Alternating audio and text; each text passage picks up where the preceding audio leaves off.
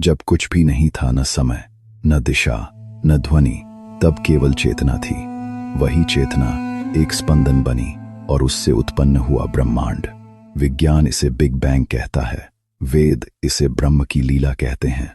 जब ब्रह्मांड की ऊर्जा शांत हुई, तब गैस और धूल के बादल बने और उनमें से एक था सूर्यमंडल। 4.6 अरब वर्ष पहले सूर्य के चारों ओर घूमती धूल और चट्टानों से बना पृथ्वी ग्रह। शुरुआत में पृथ्वी एक अग्निमय गोला थी। लाखों वर्षों तक ज्वालामुखी फटते रहे, वायुमंडल बना, बादल घिरे और वर्षा हुई। जब पहली बार धरती ठंडी हुई, तब समुद्र बने और वहीं जन्मा जीवन का पहला बीज। विज्ञान कहता है, सूक्ष्म जीवों से जीवन शुरू हुआ और लाखों वर्षों में विकसित होते होते जलीय से स्थलचर और फिर मानव बना। हमारे शास्त्रों में इसे योनि चक्र कहा गया। 84 लाख योनियां जिनसे आत्मा यात्रा करती है। 6.6 करोड़ वर्ष पहले एक विशाल उल्कापिंड पृथ्वी से टकराया। उसने आकाश को धूल से भर दिया और पृथ्वी का तापमान घट गया। जीवन का 70% समाप्त हो गया, जिनमें डायनासोर भी थे। पर हर अंत एक नई शुरुआत होती है। उस विनाश के बाद पृथ्वी ने नए जीवन को जन्म दिया और उन्हीं में से विकसित हुआ मानव। पर यह विकास केवल शरीर का नहीं था, चेतना का था। मानव ने पहली बार कौन हूं मैं, यह प्रश्न पूछा और यही प्रश्न बना सनातन ज्ञान का आरंभ। जब बाकी विश्व अंधकार में था, तब भारत में सितारों और चेतना का अध्ययन कर रहे थे। शिवेद में लिखा है, एकोहम बहुश्याम, अर्थात मैं एक था, मैं अनेक बन गया।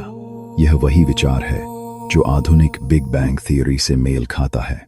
एकोहम बन बहुश्याम, बहुश्याम की दुहा बथाना सेने का वेदों और पुराणों में कहा गया। यह ब्रह्मांड केवल एक नहीं, 7 उच्च लोक और 7 अधोलोक से बना है।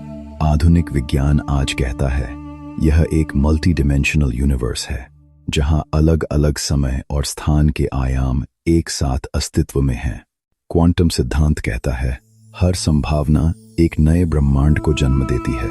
यही वेदों का अनंत ब्रह्मांड सिद्धांत है, जहां हर ब्रह्मांड का अपना समय, देवता और नियति है।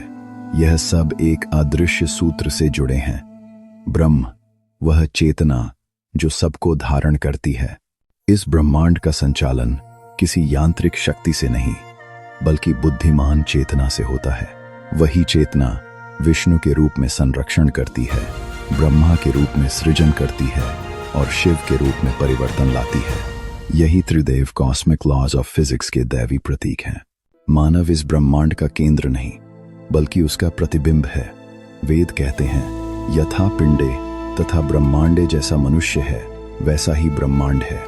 हम बाहर ब्रह्मांड ढूंढते हैं, जबकि वह हमारे भीतर ही है। यह ब्रह्मांड न प्रारंभ हुआ न समाप्त होगा। यह चेतना का चक्र है जो हर युग में स्वयं को प्रकट करता है। विज्ञान इसे खोज रहा है, वेदों ने इसे जी लिया था। यही है सनातन का ब्रह्मांड विज्ञान।